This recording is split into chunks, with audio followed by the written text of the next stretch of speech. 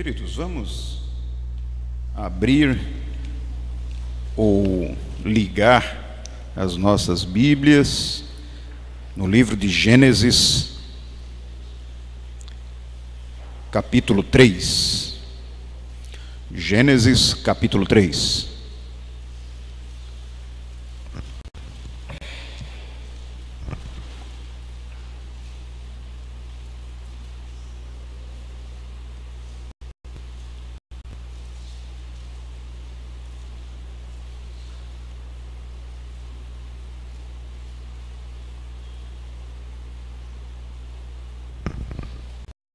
Livro de Gênesis, capítulo 3.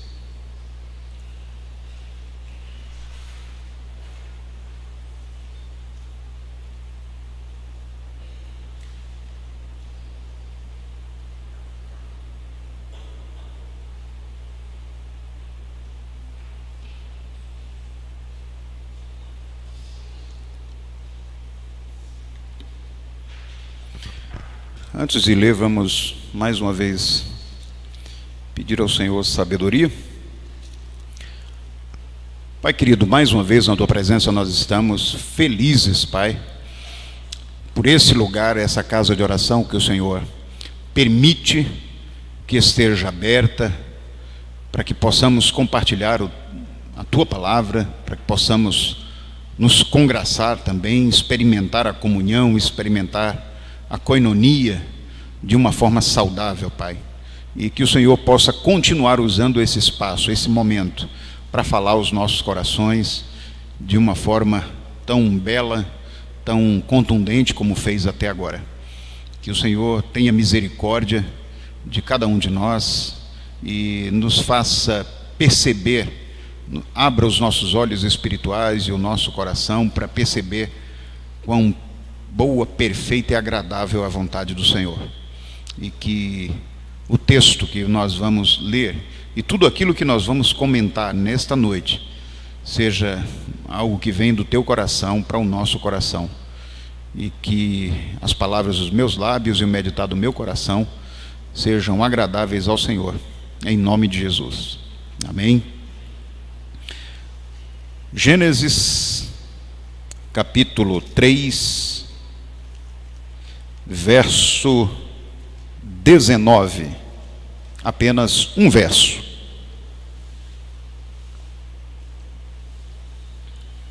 Diz assim o texto: com o suor do teu rosto você comerá o seu pão, até que volte à terra, visto que dela foi tirado, porque você é pó, e ao pó voltará. Eu vou ler mais uma vez esse texto. Com o suor do seu rosto você comerá o seu pão, até que volte à terra, visto que dela foi tirado, porque você é pó, e ao pó voltará. Eu tenho conversado com vocês a respeito da palavra atitude, que é uma palavra que nós temos como desejo, como meta, trabalhar durante todo o ano. E a palavra atitude nós a transformamos num acróstico. E o que vem a ser um acróstico? Cada uma das letras dessa palavra dão origem a uma nova palavra, ou a um novo conceito, ou uma nova proposta. Nesse acróstico, a palavra atitude, ela começa com A, e nós colocamos como uma palavra que surge com essa letra a palavra adoração. E durante o mês de janeiro nós trabalhamos adoração em suas várias nuances.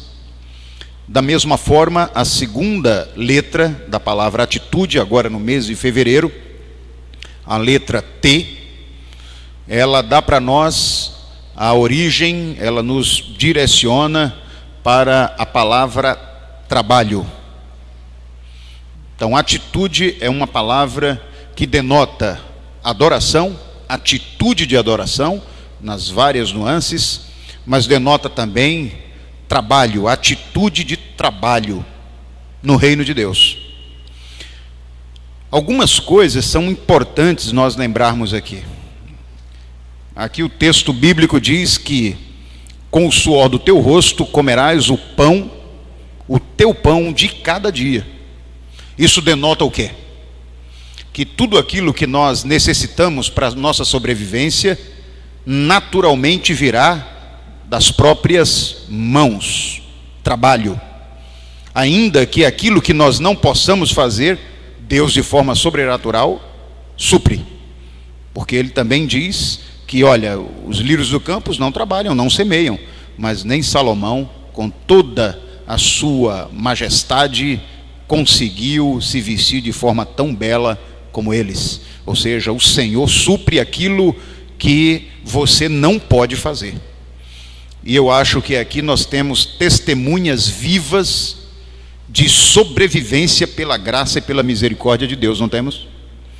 Quantos de nós têm enfrentado lutas, ou enfrentamos lutas, ou enfrentaremos lutas, que só a graça de Deus, a misericórdia e o suprimento sobrenatural dele vão fazer com que nós continuemos de pé. Eu acho que aqui a maioria absoluta já enfrentou situações como essa. A maioria absoluta. A palavra trabalho é algo que muitas vezes na nossa sociedade, na sociedade chamada pós-moderna, ela traz agregado, ela traz a tirolo sentimentos que não são bons. Muitos cristãos fazem uma nítida separação entre a vida espiritual ou religiosa e a vida secular, no seu trabalho, no seu dia a dia, na sua labuta. Tem gente que separa isso muito bem. Agindo assim, esses irmãos e irmãs encontram muita dificuldade em perceber como a sua fé deve se relacionar com todas as áreas da sua vida. Na verdade, nós, como cristãos, como discípulos de Jesus, não podemos separar a nossa fé da nossa vida secular, da nossa profissão ou de tudo aquilo que nós fazemos no nosso dia a dia. Nós só temos uma vida, filhos. Ela não pode ser dividida. Se eu sou um crente, um discípulo de Jesus, aqui dentro da casa de oração, dentro das quatro paredes, eu tenho que ser um discípulo de Jesus na academia, ser um discípulo de Jesus na minha casa, na família, ser um discípulo de Jesus aonde quer que eu esteja, inclusive no meu trabalho, inclusive naquilo que gera o meu sustento, enquanto homem, enquanto aquele que usa suas forças para gerar o seu sustento, quanto mulher que sustenta também a sua casa. Por exemplo, por imaginarem que o trabalho é uma atividade puramente secular, nem sempre essas pessoas enxergam com clareza as implicações da sua fé para o exercício profissional. A minha fé, você pode responder essas perguntas para mim? A minha fé afeta, por exemplo, se eu trabalho numa indústria, a minha fé afeta os produtos que eu produzo? Meu compromisso com Cristo influencia a maneira como eu vendo os meus produtos, ou os produtos que a minha empresa comercializa? Presta bem atenção nessas perguntas. A minha participação na aliança da graça de Deus afeta a maneira como eu enxergo o meu salário e os meus lucros? Tem como separar a minha vida, a minha fé, a minha vida espiritual desses termos do dia a dia? Como um funcionário, filho, eu preciso ter a minha fé sendo manifesta na minha repartição. Como empresário, eu preciso ter a minha fé manifesta diante dos meus colaboradores. Como um colaborador, eu preciso ter a minha fé manifesta diante daqueles que são meus superiores. Vocês entendem isso? Não tem como separar isso, a minha vida secular da minha vida espiritual.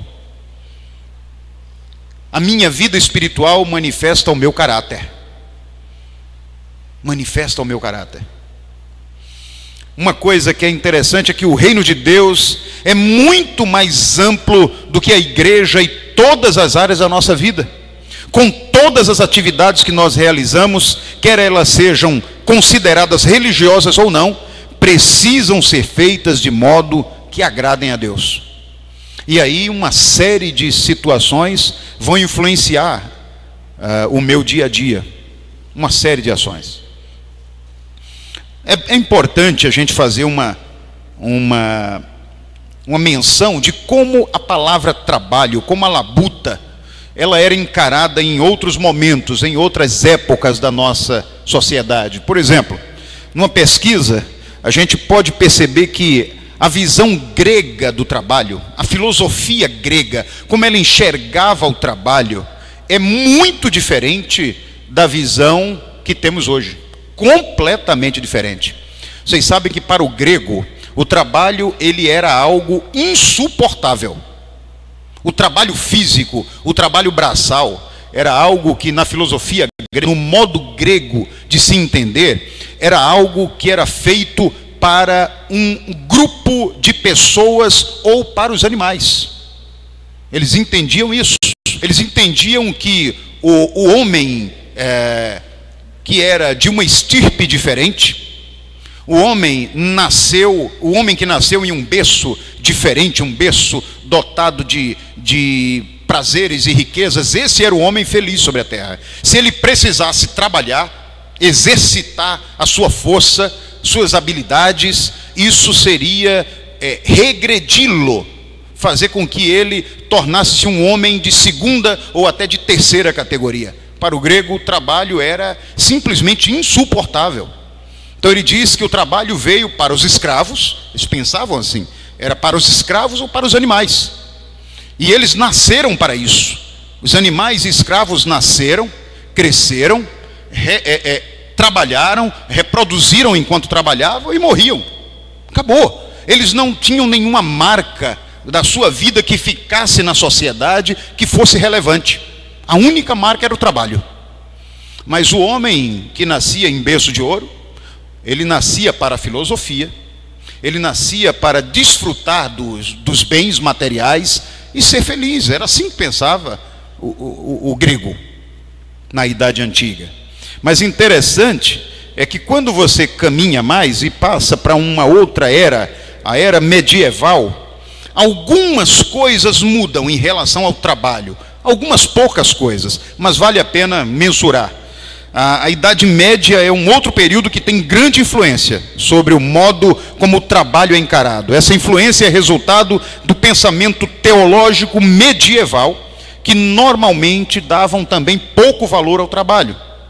Os cristãos medievais, eles acreditavam que o trabalho era instrumentalmente bom, quando ele produzia bons resultados. Então o trabalho era bom, valeria a pena. Mas, se você tinha condições de não trabalhar, era melhor ainda. Eu acho que isso influencia muita gente até hoje, não é? Não influencia muita gente até hoje? O trabalho é bom, ele produz bons resultados, mas se puder não trabalhar, tem uma geração neném aí, né? Nem trabalha, nem estuda, não faz nada, né? A geração neném. Então, para esse povo, parece que a visão grega e a visão medieval se encaixa muito bem, não é? Mas a gente continua caminhando e entra na era renascentista. Agora existe uma influência direta de um novo pensamento com relação a trabalho. Observa só. Os cristãos no renascentismo, no renascimento, eles tinham uma visão mais clara de Deus, e isso produziu neles uma visão também mais clara a respeito do trabalho e da relação que ele tem com a fé cristã. E a gente pode ver aqui em Gênesis 2, que nós lemos, que o trabalho ele já existia na época de Deus. Quando Deus cria o homem sobre a terra, já existia esse plano de Deus para o coração do homem, para a vida do homem. Deus demonstrou seu poder e sua sabedoria ao criar o universo. Olha como na época do renascentismo se pensava. Essa teologia já avançou um pouco mais. E ele diz que, olha, Deus trabalhou. A palavra de Deus nos diz que ele criou o universo. E em vários dias isso aconteceu. E que no último dia ele descansou. Ou seja, houve um trabalho. Houve um mover além da filosofia, mas houve um mover realmente do ser para que algo acontecesse.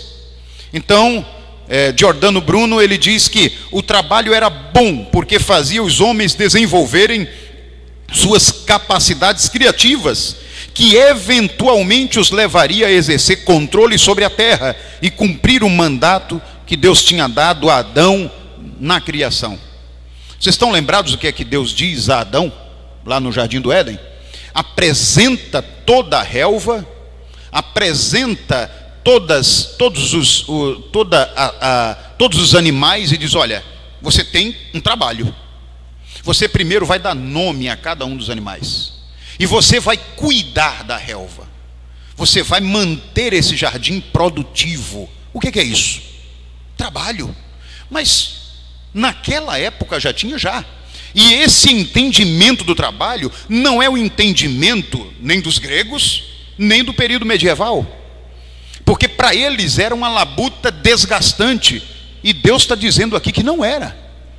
Isso denota, quando você lê esse texto bíblico, em algum momento você pensou, quando você passou por esse texto, que aquilo era exaustivo para Adão? Que aquilo tornava aquele momento um momento que não dava prazer a Adão? Particularmente, eu sempre que li esse texto, nunca pensei assim. A impressão que se dá é que existe um grande prazer naquele momento de cuidar do jardim, no momento de dar nome aos animais, no momento de cultivar, colher para se alimentar, que o homem ele nasce e ele é naquele momento alguém que se alimenta apenas de hortaliças, né? Ele não se alimenta ainda de carne animal, então ele cultiva para poder comer. Existe um trabalho ali e que não parece nem um pouco desgastante, parece prazer, parece alegria na presença do Senhor. Mas aí vem a queda, aí vem a desobediência, e aí parece que tudo muda. O pensamento muda, o sentimento muda, e aí a gente vê o próprio Deus dizer agora, aqui em Gênesis 3:19, agora você vai comer com o suor do seu rosto. Agora você vai sentir de uma forma diferente, fruto da sua desobediência. Você vai precisar trabalhar ao ponto de suar. Dá a impressão que isso não acontecia antes, porque havia prazer, não havia imposição. Mas o castigo vem. Eu agora vou precisar suar para poder ter o que comer, ter o que vestir, ter o que desfrutar de alguma forma. A reforma levou a afirmação do trabalho um passo ainda mais adiante. Na palavra de Lutero, de Calvino e outros reformadores, eles deram um passo ainda mais adiante do que o próprio período do Renascimento. Martinho Lutero declarou que o fazendeiro, removendo o esterco das suas terras, ou a criada tirando o leite da vaca, agradam a Deus na mesma intensidade que o pastor que prega ou ora, se todos estiverem fazendo o seu trabalho de forma fiel e excelente. Olha agora o entendimento já na reforma.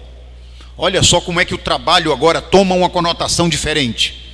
Lutero diz que tanto faz você ser um zelador como você ser um empresário.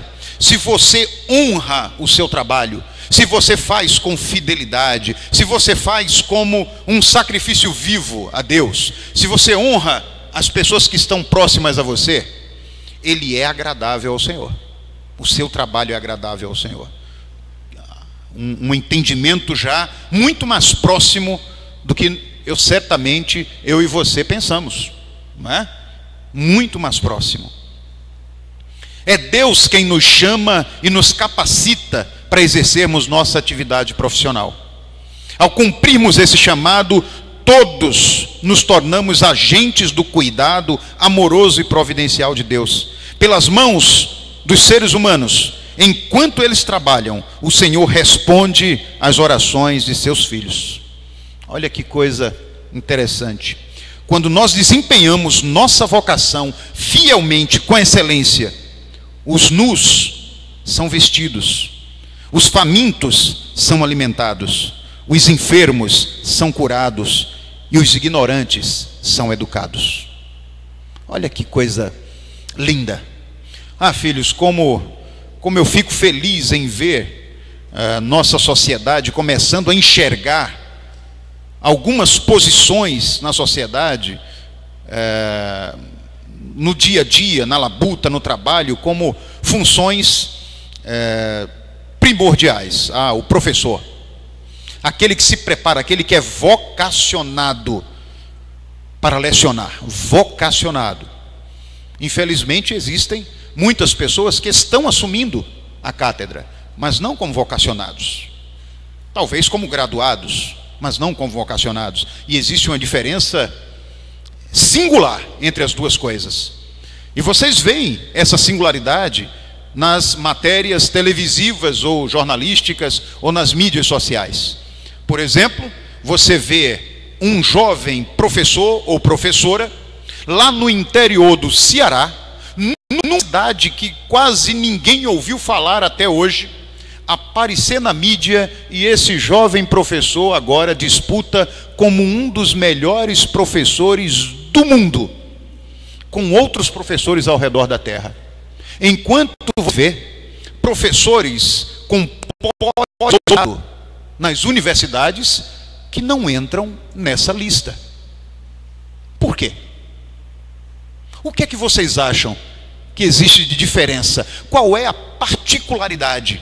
Qual é a característica que pode fazer um homem ou uma mulher lá no interior do Ceará, que fez a sua graduação num esforço tremendo, às vezes andando léguas para chegar numa faculdade, indo dormir de madrugada porque chega já de volta naquele ônibus, não é? Ou andando mesmo já muito tarde em casa e acorda muito cedo porque tem que trabalhar o dia todo, e de noite vem isso de novo, começa de novo. Mas essa pessoa faz diferença, uma diferença tão grande que ela é reconhecida por uma instituição internacional a quilômetros de distância de onde aquela pessoa atua, e a descobre.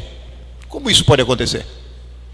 É porque existem pessoas que são vocacionadas para aquilo, e pessoas que fazem com fidelidade, pessoas que fazem com alegria, pessoas que nunca fariam se soubessem, talvez não alcançassem esse objetivo de estar entre os 10 melhores do mundo, se soubessem que estariam concorrendo. Mas eles fazem naturalmente. Eles amam crianças, amam adultos, amam jovens de uma forma tão natural, tão maravilhosa, tão impactante, que eles são vistos, eles são enxergados. Os números que eles movimentam chamam a atenção, despontam além mar. Vocês entendem isso? Deus nos dá essa habilidade. Agora não é só para professor, filhos. Eu fico pensando, sabe? Vocês já devem ter visto nos Facebooks da vida, naqueles vídeos que eu compartilho, até alguns quando eu acho realmente relevantes, né?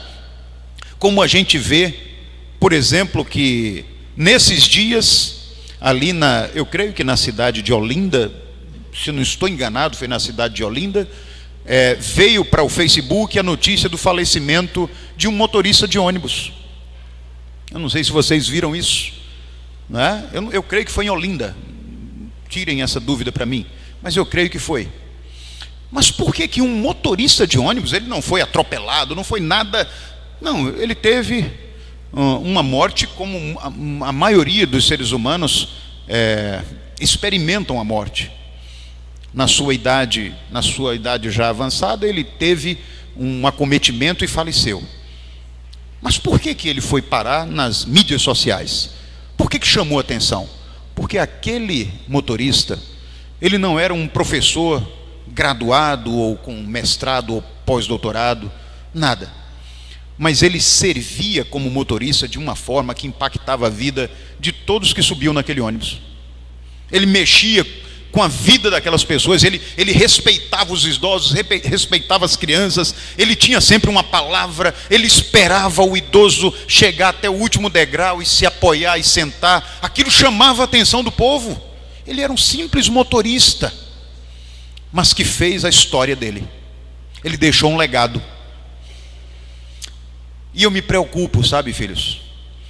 Porque eu peço a Deus para que Ele, pela sua misericórdia, faça com que tudo que eu tenho feito, eu possa deixar um legado para alguém, possa ter valido a pena.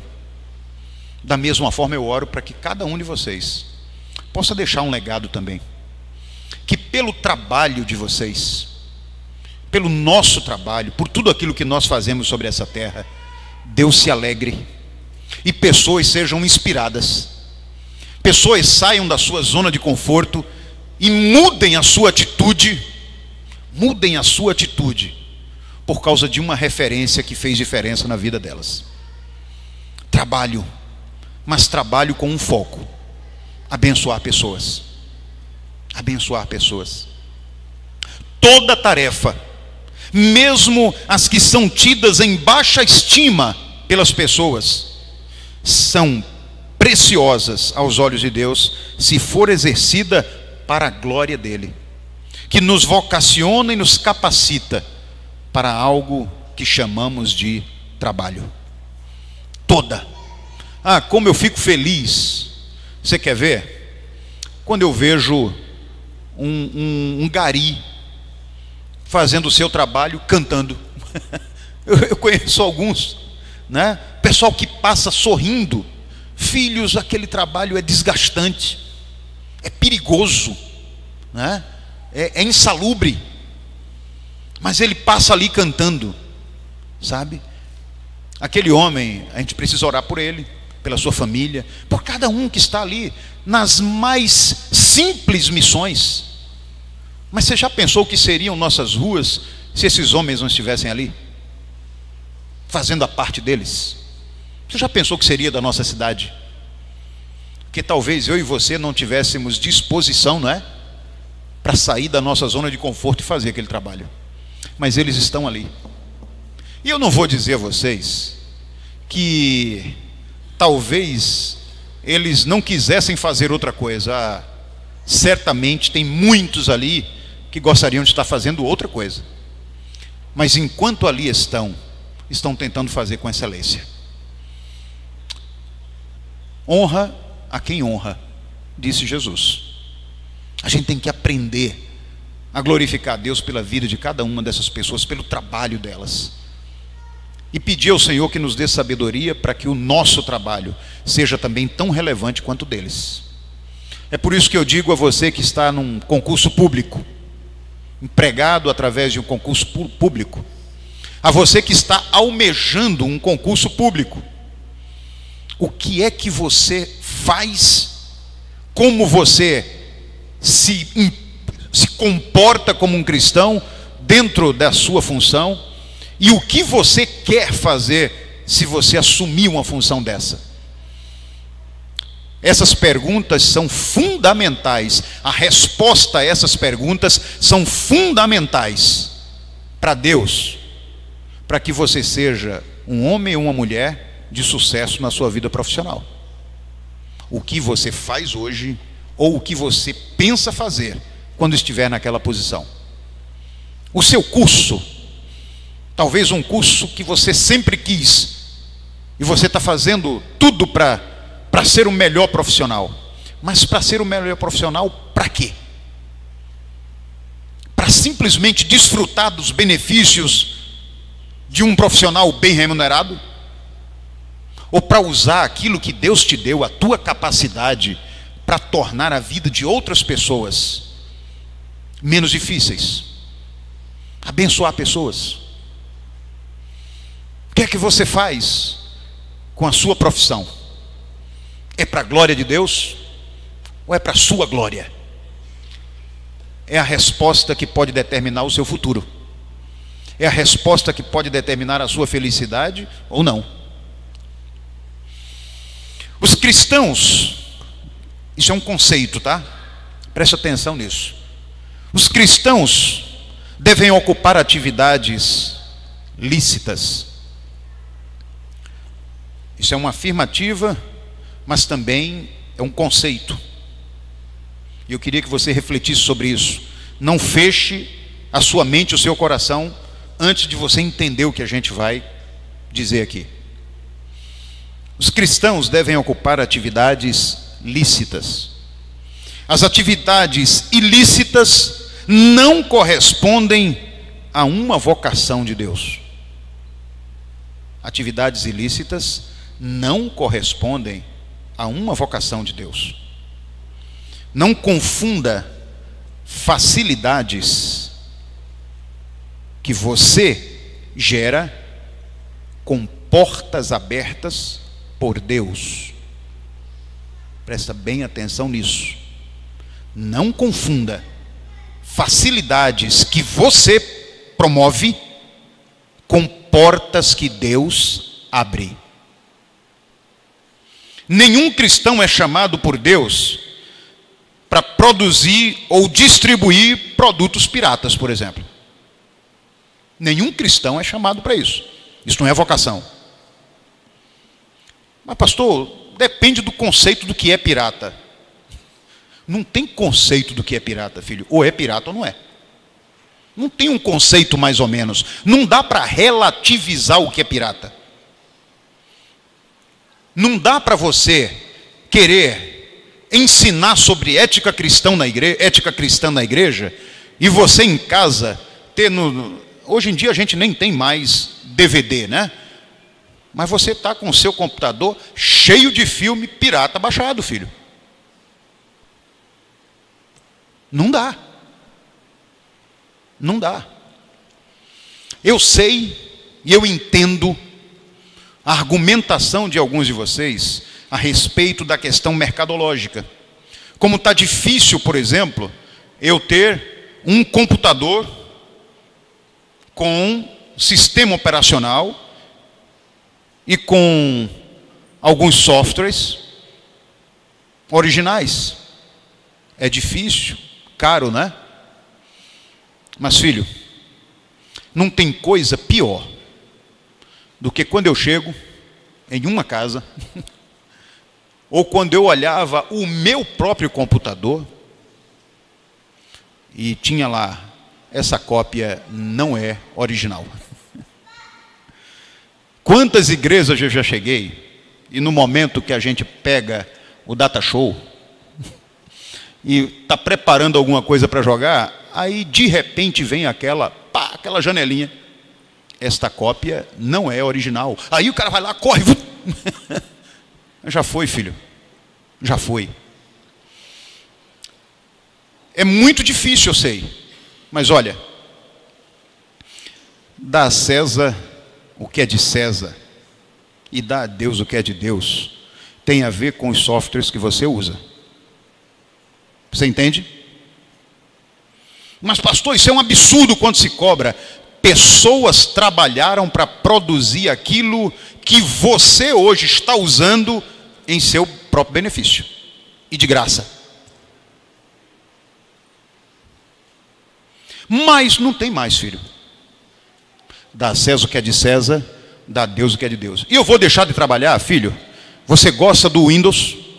Você gosta do Office? Você gosta do Corel? Enquanto você não puder comprar o original, parte para o Linux, filho. É uma plataforma aberta. Você pode usar. Tem programas parecidos. E você não vai ficar com a sua consciência sendo, sabe, massacrada, porque não está agindo de uma forma ética cristã. Você entende? E eu sei que vai ter problema hoje aqui. Eu sei que vai ter problema. Eu sei que vai ter gente que vai chegar em casa e vai dizer, pastor pegou pesado. Não, não peguei pesado. O pastor está falando o que ele enxerga na Bíblia. E quando diz que é para dar a César o que é de César, é para dar a César o que é de César. E é para dar a Deus o que é de Deus. Vocês entendem? Eu também demorei a colocar os programas originais no meu computador, porque são caros. Mas quando houve a primeira oportunidade, eu dividi em 10 vezes, filho. Aquele negócio vocês já sabem. E a gente compra. A igreja do Senhor tem feito isso. Você sabe? A gente tem se preocupado com isso. Com os nossos programas serem programas originais. Estamos preocupados com isso, sempre. Estamos nos organizando para a glória de Deus. Para a glória de Deus. Como é bom a gente estar vendo as coisas funcionando da forma certa. Mas melhor ainda vai ser quando a igreja estiver nas suas casas, agindo de uma forma que agrade o coração de Deus. E não só na casa de oração.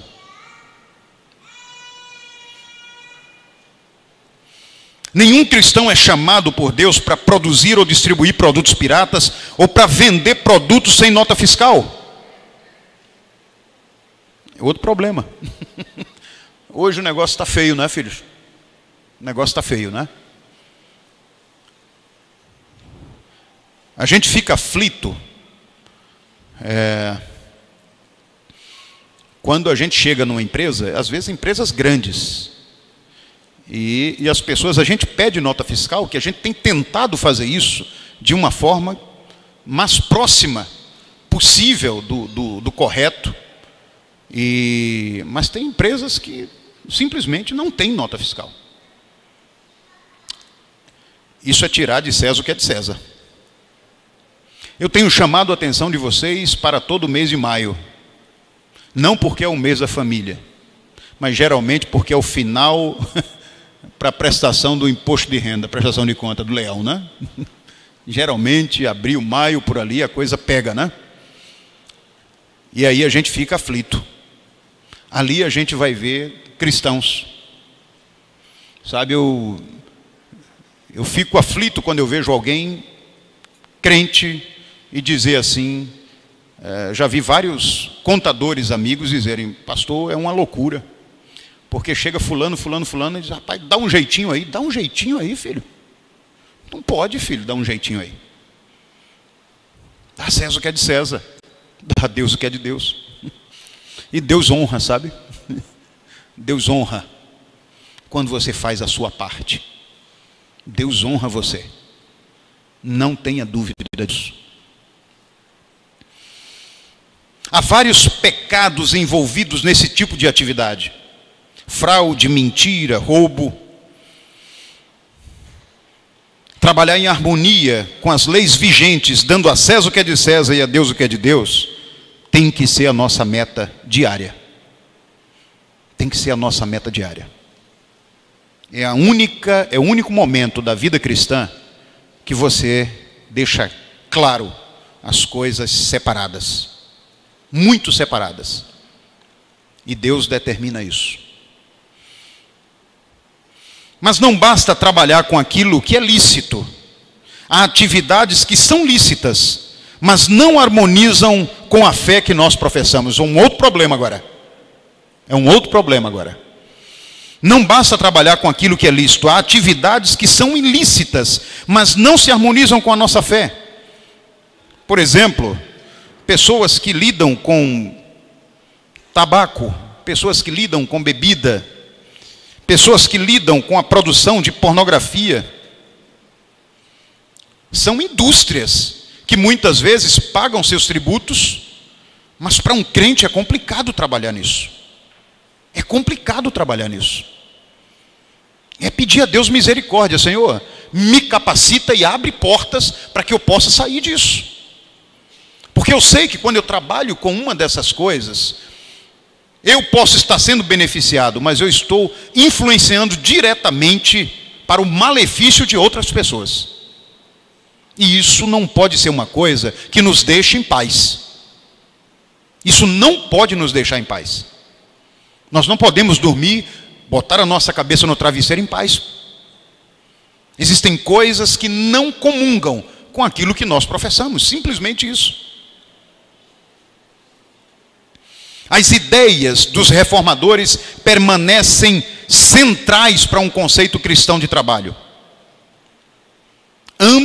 Todos os reformadores enfatizaram a nossa habilidade, o nosso desejo, a nossa prioridade de honrar a Deus em todas as nossas tarefas diárias. Todas. Contadores, advogados, médicos, agentes administrativos, enfermeiros e enfermeiras, todos, usem a profissão de vocês para a glória de Deus, e Ele honrará vocês. Pastor, o senhor não conhece o meu chefe, mas Deus conhece o seu chefe, e Ele vai lhe dar sabedoria para que isso seja transformado, ou Ele vai abrir uma porta para você, para que você trabalhe em um lugar honrado, e que você também honre aquele lugar, aquele seu trabalho. É algo que não pode deixar você em zona de conforto, filho e filha. Não pode. Sabe, queridos, é muito complicado. Existem algumas funções que são muito complicadas para serem desenvolvidas. E eu peço a Deus misericórdia por cada um de nós. Cada um de nós. O relato de Gênesis, lá em 2, de 15 a 19, Gênesis 2, de 15 a 19, mostra que Deus colocou o trabalho nos seus planos para o homem. Quando Ele diz, olhe, cuide do jardim, cuide dos animais, trabalhe de uma forma que seja organizada, que seja saudável, e você vai ser beneficiado com isso, filho e filha. Havia trabalho e ele era feito com alegria, como parte da vida do homem, como parte da vida da mulher. Nós temos uma cultura hoje que ainda é tremendamente influenciada pelos gregos e pela cultura medieval em relação ao trabalho. Tem gente que usa ou que atua na sua linha profissional, mas não faz isso com alegria. Não faz isso com alegria. O trabalho é desgastante. Então peça a Deus para mudar a sua vida, para mudar aquela realidade, ou te dar uma motivação nova, ou te dar uma função nova. Se capacite para isso. Eu estava dizendo aqui há algum tempo, juventude, independente se é jovem, se você tem meia idade, se você já tem uma idade avançada, Deus te deu criatividade, Deus te deu saúde, Deus te dá ousadia para mudar essa realidade. Deus te dá ousadia para mudar essa realidade. Já vi pessoas com idade que você não imagina mudando a sua vida, mudando completamente a sua vida, estando no centro da vontade de Deus. Eu reconheço a realidade da nossa economia, filhos. Eu não sou um ET. Não sou um ET. Eu vejo no dia a dia, eu leio demais as matérias diárias. Eu costumo conversar com pessoas, eu sei das realidades. Mas não dá para eu dizer outra coisa a não ser honre a Deus aonde você está ou aonde Ele vai lhe colocar. Não posso dizer outra coisa. Não adianta fazer um meio termo, não adianta dizer, olha, fique assim um pouquinho, não adianta. Algumas pessoas aqui eu já conversei pessoalmente a respeito de algumas situações. E essa é a vontade de Deus, não é a vontade de pastor Joésio, não. É a vontade de Deus para você. E você tem que se lançar nisso. Lembra qual é a proposta do texto bíblico? Que vocês possam experimentar e depois verem qual é a boa, perfeita e prazerosa vontade de Deus. Primeiro a gente experimenta para depois ver o que vai acontecer. Tem que se lançar para mudar essa realidade. Tem que se lançar.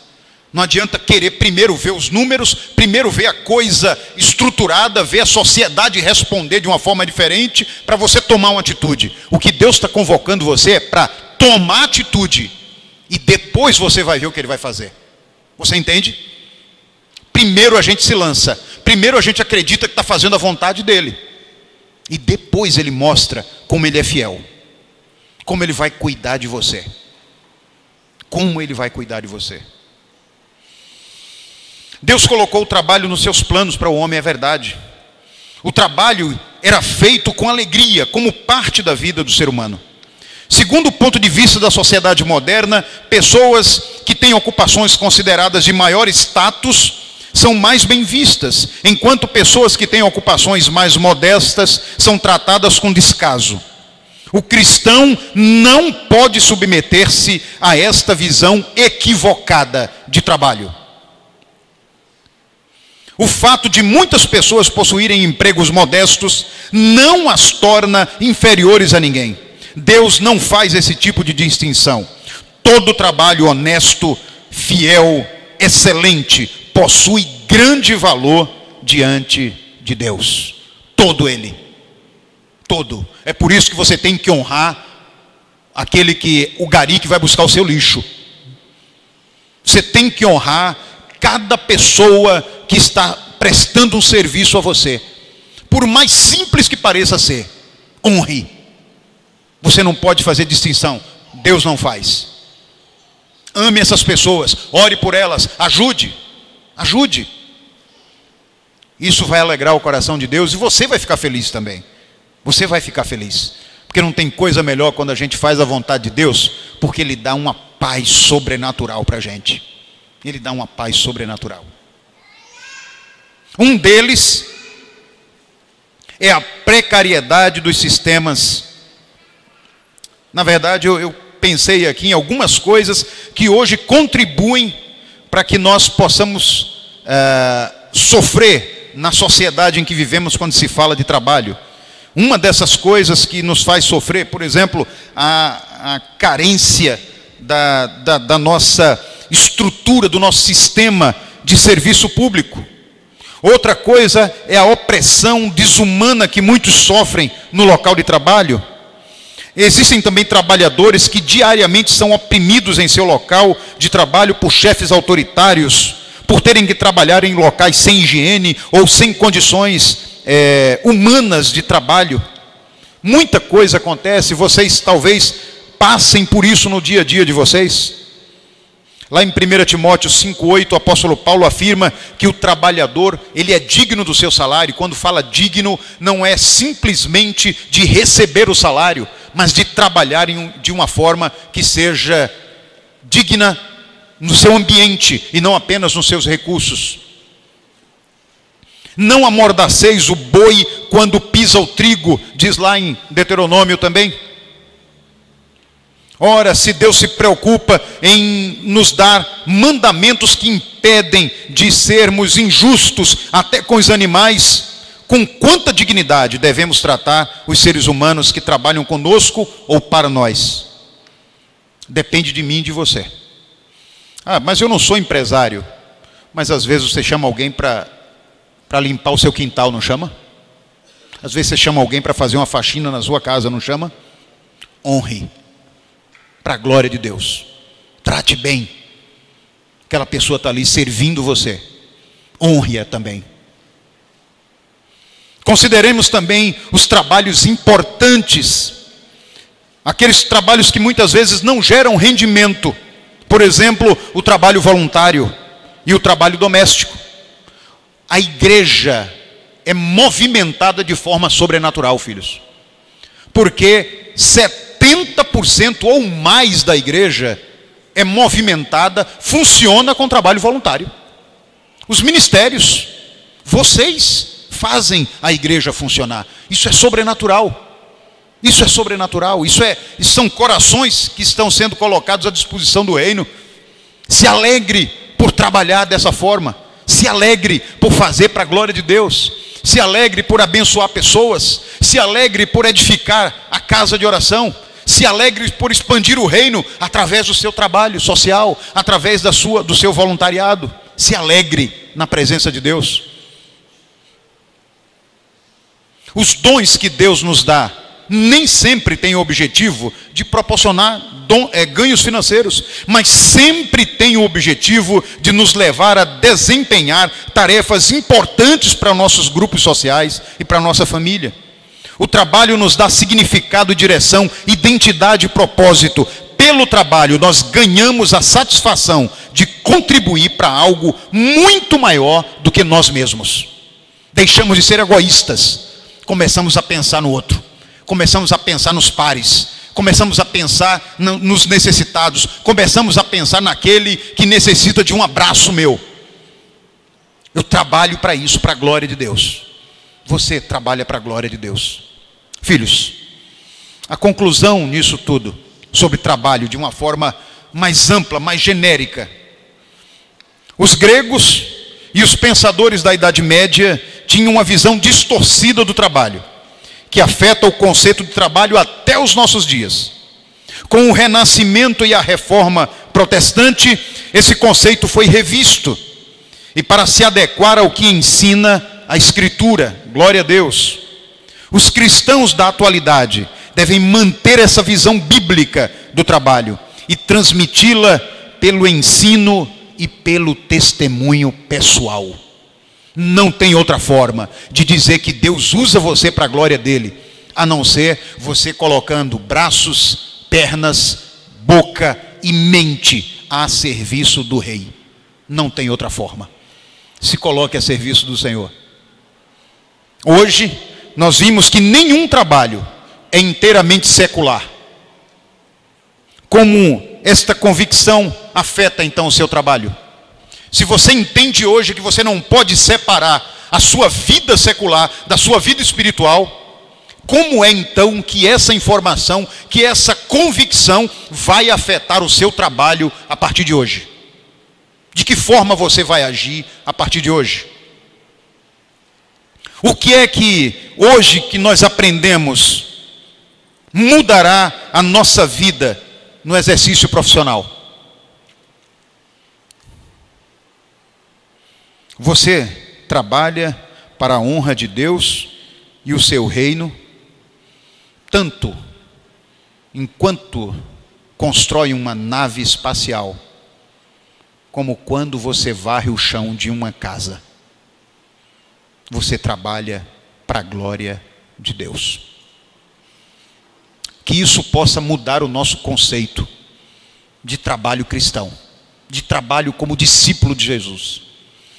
Que a gente possa conseguir sair daqui, filhos, e a partir de amanhã, começar a enxergar os nossos colaboradores ou os nossos patrões como pessoas que devemos honrar, porque os honrando, honramos a imagem e semelhança do próprio Deus. E se assim fazemos, Ele se alegra conosco. E quando Deus se alegra dele, do seu trono, são derramadas todas as bênçãos sobre o seu povo. Vocês sabem disso. Que Deus possa encontrar corações e vidas que entendam a sua vontade, desfrutem dela e espalhem essa vontade sobre a face da terra. Que eu e você possamos sair daqui com uma meta a partir de hoje: sermos homens e mulheres que trabalham para a glória de Deus. Que Ele nos abençoe, que Ele nos dirija, que Ele nos dê entendimento. E eu sei que essa é uma mensagem temática, mas complicada. Tem gente que vai sair daqui um pouco chateado, talvez pelo que hoje faz, e que vai ter que repensar o que faz. Mas eu queria que você soubesse que, se Deus colocou isso no coração, eu não podia negar. Eu não podia dizer que eu não faria.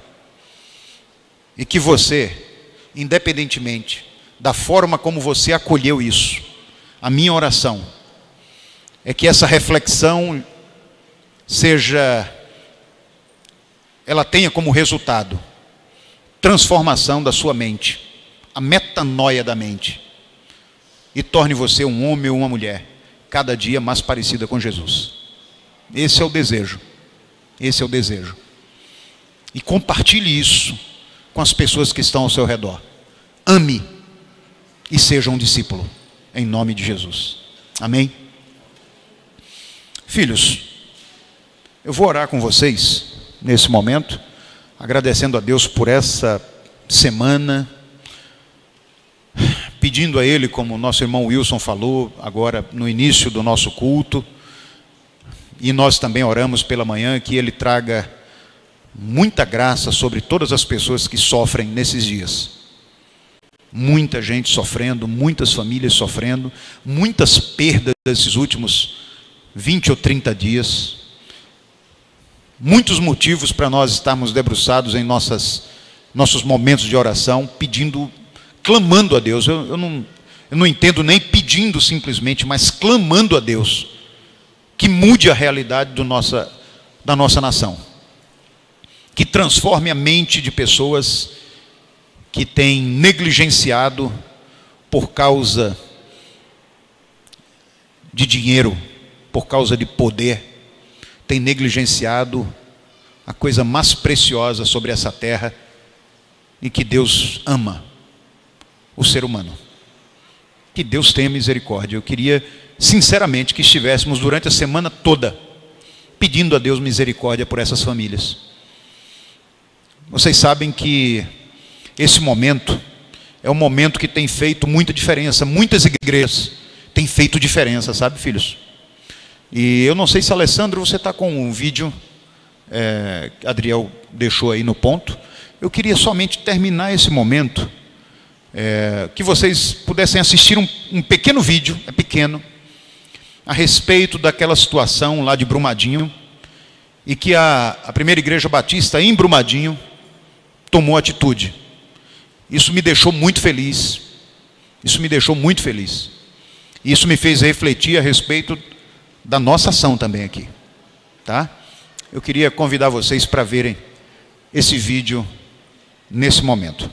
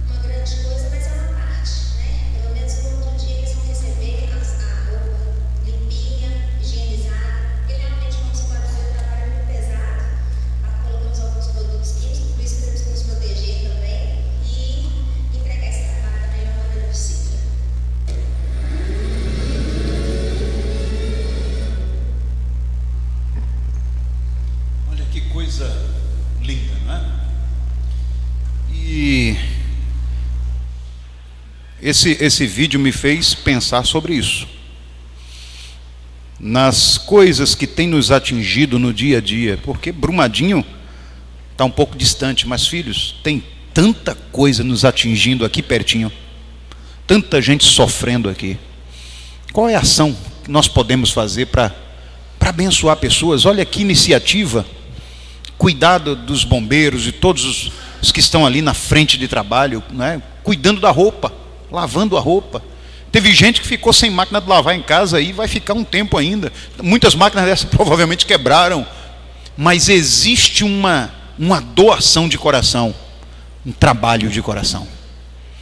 Que Deus coloque isso na nossa vida, para que a sensibilidade chegue a nós e que a indiferença fique distante de nós. Nós possamos fazer sempre aquilo que Deus colocar no nosso coração. Se você tem ideias, olha, pastor, eu estou incomodado com isso, vamos pensar. Agora é o seguinte, quero só te dizer o seguinte, não diga assim, pastor, estou incomodado com isso, vê o que é que o senhor pode fazer. Não é assim que funciona. Pastor, estou incomodado com isso, o que é que eu posso fazer?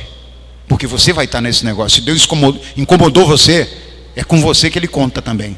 E a gente vai procurar articular isso, mas você tem que estar nesse negócio. Se Ele incomoda você, não fique na zona de conforto. Eu conheço gente aqui que já faz isso. Tem gente aqui que está dentro do IMIP, está dentro do Hospital das Clínicas, fazendo de uma forma linda um trabalho com pessoas necessitadas em um momento de grande aflição. Continuem fazendo isso, mas tem muito mais que a gente pode fazer. Esse exército que está sobre a terra, trabalhando para expandir o reino, para alcançar vidas, para abençoar pessoas, esse exército precisa crescer. E eu e você somos soldados que Deus conta, em nome de Jesus. Amém? Filhos, tem alguém aqui que gostaria de, nesse momento, dizer publicamente: olha, eu quero fazer parte desse exército, eu quero entregar minha vida a Jesus e eu quero estar no centro da vontade dele, já entendi essa proposta de vida dele há muito tempo, mas eu quero declarar isso à minha nova família. Tem alguém aqui que quer fazer isso? Eu acho que tem gente aqui que está querendo. Aleluia, aleluia, vem cá meu filho, aleluia. Olha aí o pai do Almir, vem cá filhão. Que coisa boa. Mais um para o exército do Senhor Jesus. Vem cá meu filho. Oba. E olha o filho aqui feliz aqui do lado, hein? Coisa boa, coisa boa. Tem mais alguém que quer se juntar a esse exército? Que quer entregar sua vida a Jesus? Quer fazer parte dessa transformação do nosso mundo? Transformação começando na nossa casa, atingindo o nosso bairro, a nossa cidade, e nós vamos transformar esse mundo para a glória de Deus. É com ousadia que nós fazemos isso, é levantando do nosso lugar, saindo do nosso lugar, tomando uma atitude como ele, que a gente começa essa mudança, essa transformação. Tem mais alguém que quer entregar a sua vida a Jesus nesse momento? Aonde você estiver, levante a mão, levante de onde você estiver e venha compartilhar desse momento. É uma oportunidade ímpar para você. Tem mais alguém? Nós vamos orar.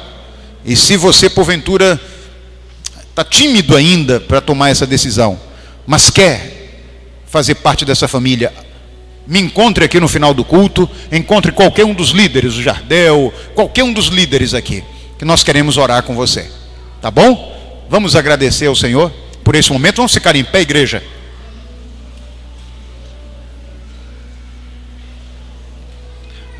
Posso ser? Amém. Vamos estender as nossas mãos sobre o nosso irmão Agnaldo. Pai querido, obrigado por esse momento tão especial, aonde um homem que reconhece a sua importância diante da tua palavra, como ele é amado e querido pelo Senhor, e como é bom, Senhor, reconhecer isso e ao mesmo tempo declarar com os seus próprios lábios que ele quer verdadeiramente ser um discípulo do Senhor. Senhor, recebe a vida do Agnaldo. Senhor, o Senhor sabe que ele já o coração dele já era do Senhor, mas ele se alegra em publicamente dizer isso agora. Abençoa a vida dele, dá ousadia para que ele seja um agente de transformação sobre essa terra, Pai querido. Dá a ele todo o suporte necessário para que ele seja cada dia um homem que representa o teu reino, é um embaixador do Senhor sobre essa terra. Abençoa a sua família, que orou por todos esses anos pela vida do seu Aguinaldo. Abençoa o Senhor, dá a eles também a visão para orarem por tantos outros da família que podem estar precisando nesse momento tomar uma decisão como a de Aguinaldo. E que a tua igreja abençoe esse homem, sendo uma família ainda muito maior da família de sangue que ele tem, a família espiritual, que ele possa contar com cada um de nós em cada dia da sua vida, e que nós possamos usar as nossas vidas, dons, talentos, todo o trabalho para a honra e glória do nome do Senhor Jesus. Amém e amém. Aleluia. Tá bom? Que bênção. Filhos, nós estamos terminando esse momento. A Almi vai depois levar ele ali para a Aline. A Aline vai pegar as informações dele, tá bom? Aline Brivaldo, tá certo? Estamos terminando esse momento de culto comunitário. E você é convidado para estar aqui ao lado, né, no Jantar da Graça. Olha, tem gente que está perguntando, eu não entendi, pastor, é Jantar da Graça ou de graça? É quase a mesma coisa. Mas ali você vai dar o seu coração, ver como você pode ajudar a que os adolescentes possam realizar o sonho deles, tá bom? Foi muito bom estar com vocês aqui essa noite. E que Deus os abençoe e dê uma linda semana para vocês. Que ao sair desta casa de oração, o Senhor coloque anjos ao nosso redor, para que nem o mal nos aconteça, e cheguemos aos nossos destinos completamente seguros no Senhor. Que Deus os abençoe. Quarta-feira estamos aqui juntos, tá bom? Celebrando o Senhor às 19h30. Vamos terminar esse momento? Que a graça do Senhor Jesus, o amor de Deus o Pai, a comunhão e a consolação do Santo Espírito de Deus seja com todo o povo do Senhor sobre a face da terra, hoje e sempre. Amém e amém. Amém. Amém. Amém.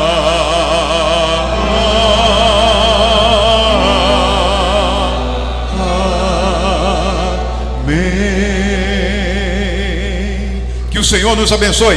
Vamos celebrar e vamos ao Jantar da Graça.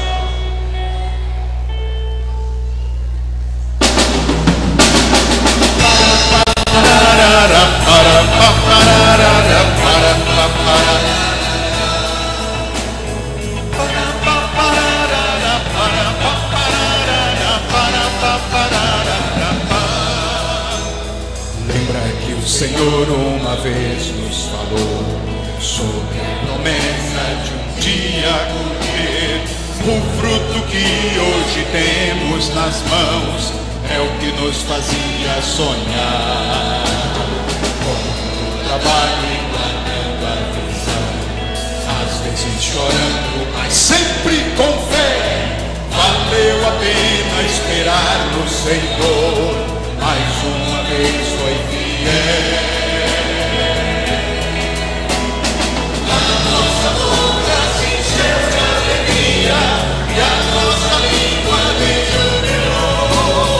Em toda a terra o canto se ouvia, reconhecendo o Senhor. A nossa boca se encheu de alegria e a nossa língua de júbilo.